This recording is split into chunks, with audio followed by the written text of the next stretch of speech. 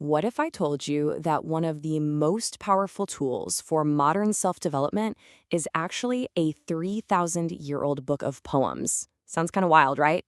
Well, today we're going to dive in and explore exactly that. You know that feeling when you're hit with this huge wave of anxiety, or this deep pang of loneliness, or even a rush of just pure joy, but you just can't find the words for it? You know what it is deep down, but you can't quite put your finger on it. Yeah, we've all been there. Well, what if that language you're searching for already exists? What if it's been captured for thousands of years in an ancient book of poems? That's exactly what we're talking about with the Book of Psalms. It's like the surprisingly perfect key to understanding our messy, modern inner worlds. All right, so here's the plan. First, we're going to look at the Psalms as an ancient human diary. Then, we'll see how they give us a language for our feelings, a blueprint for getting through tough times, and a crash course in gratitude. And we'll wrap it all up with a practical toolkit so you can get started right away. Okay, first up, let's totally rethink what the Psalms are. I want you to push aside any image you have of some dusty, ancient religious text. Instead, think of this book as a raw, completely unfiltered diary of what it means to be human. So, what even is a psalm? At its heart, it's just a song or a poem. And the Book of Psalms is basically a greatest hits collection of 150 of them, written by all sorts of different people over a huge span of time. And they cover everything. We're talking songs of joy, poems of protest, and just gut-wrenching cries of despair. And get this, these poems are ancient, like 3,000 years old. But what's absolutely mind-blowing is how little we've changed on the inside. The anxiety, the hope, the sense of all they wrote about back then, it's the exact same stuff we feel today while we're, scrolling through our feeds. So why should we care about this ancient diary today? Simple. The Psalms don't just record emotions, they give us the words, the vocabulary, to actually voice them ourselves. And listen, this is not some curated social media feed with positive vibes only. No way.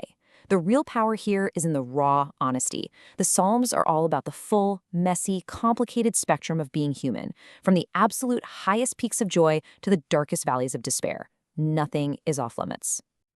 And what's so cool is how you can draw a straight line from our modern-day feelings to these ancient texts.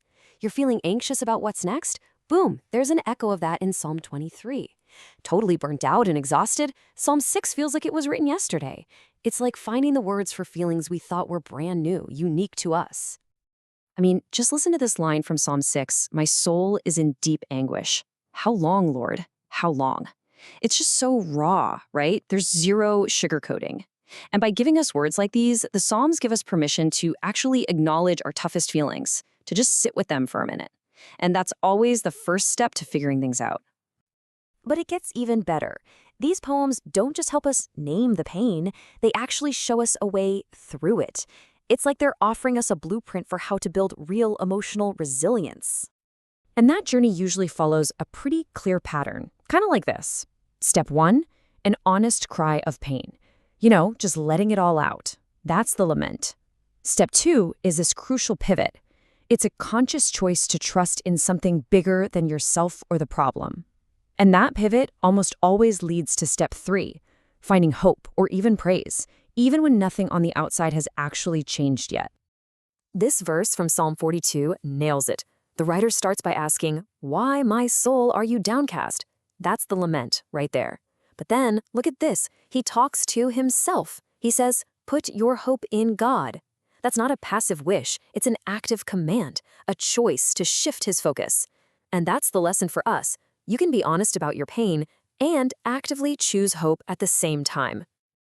This idea of actively choosing your mindset, it leads us right into our next big idea, gratitude. Gratitude is a huge buzzword in self-development today, right? Well, guess what? It's been a central pillar of the Psalms for thousands of years. And here's the key difference. The Psalms don't treat gratitude like some fleeting feeling that just shows up when things are good. No, they treat it like a practice, a discipline. It's a muscle you have to build by making that choice over and over again to focus on the good stuff, especially when it's hard. Just look at the words in this verse. Enter with thanksgiving.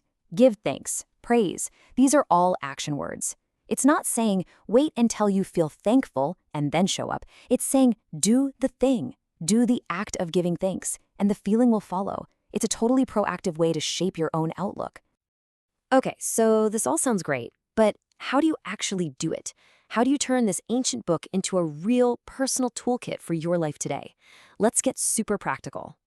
First off, you do not need to be a theologian or a scholar. Seriously.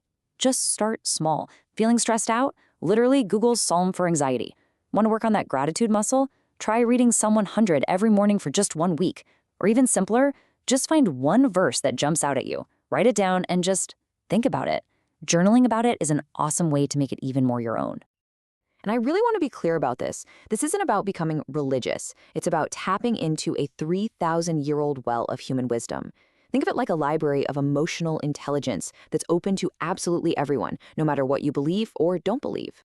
So, whether you're looking for the right words for your feelings, a roadmap for getting through hard times, or just a simple way to practice gratitude, this ancient guide is sitting right there waiting for you.